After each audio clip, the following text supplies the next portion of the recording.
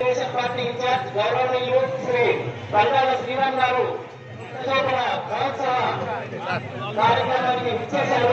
వారికి స్వాగతం స్వాగతం సుస్వాగతం.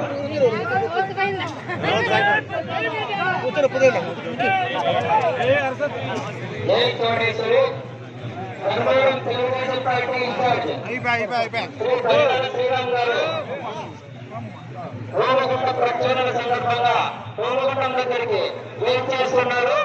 ఆయనకి సాధారణంగా స్వాగతం పలుకుతున్నాం.